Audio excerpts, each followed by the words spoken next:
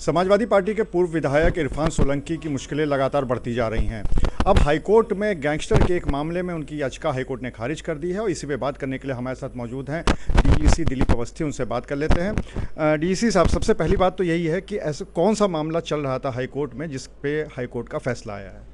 देखिए, जो गैंगस्टर लगा था इरफान सोलंकी पे अन्य मुकदमों की वजह से, उस गैंगस्टर की सुनवाई के लिए यहाँ पे प्रार्थना पत्र दिया था उन्होंने, जो माननीय न्यायालय ने खारिज कर दिया था।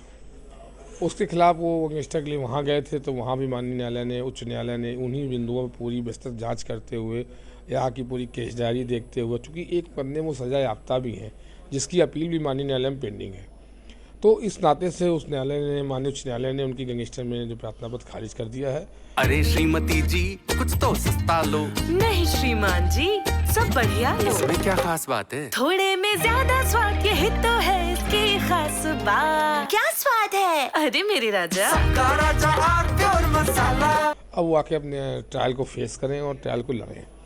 उनका ये कहना रहता है हर समय कि न्यायालय ने जो है हमारे साथ सही नहीं किया, हम उच्च न्यायालय गए थे, तो ये उनका देखिए अधिकार है, वो जा सकते हैं, लेकिन माननीय उच्च न्यायालय ने जो आदेश किया है उसका भी परिशीलन नहीं किया गया है। जानकारी प्राप्त हुई है कि खारिज हो गया है। अगर हम बात करें तो जहाँ तक हम लोग को याद है तो अंतिम सिर्फ उनकी जमानत इसी मुकदमे में पेंडिंग थी, जिसके बाद हाईकोर्ट से जमानत मिल गई थी और उसके बाद वो जेल से बाहर आने का उनका रास्ता खुल गया, वो जेल के बाहर भी आ गए। अब अगर टेक्निकल रूप से समझा जाए तो क्या अब उनकी चूंकि ये याचिका खारिज हो गई है तो क्या जमानत चलती रहेगी? देखिए, जमानत एक अलग विषय है, ये एक अलग विषय था। मुकदमा ख़त्म होना और जमानत होना दोनों अलग अलग विषय है। क्योंकि जमानत पे थे, माननीय न्यायालय ने जमानत दी है, इसलिए उनको, मैंने पहले ही कहा भी आपसे, उनको ट्रायल फेस करना पड़ेगा। अब आके वो ट्रायल को फेस करें और जितना ट्रायल को जितनी जल्दी फेस करेंगे उतनी जल्दी न्याय आएगा।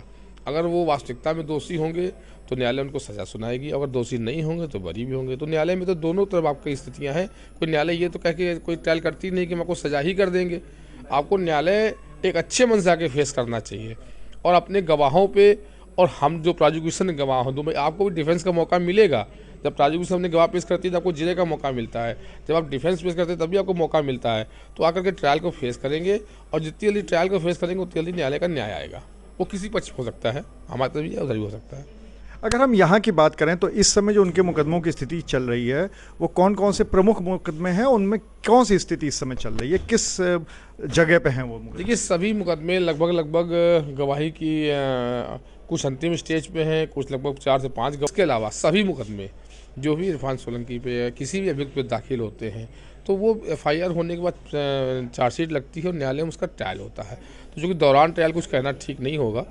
दौरान ट्रायल जो है, मैं तो सिर्फ इतना ही कहूँगा कि ट्रायल के समय सबको सहयोग करना चाहिए और ट्रायल में जो निर्णय है उसको अपने आप को सम्मान से स्वीकार करना चाहिए।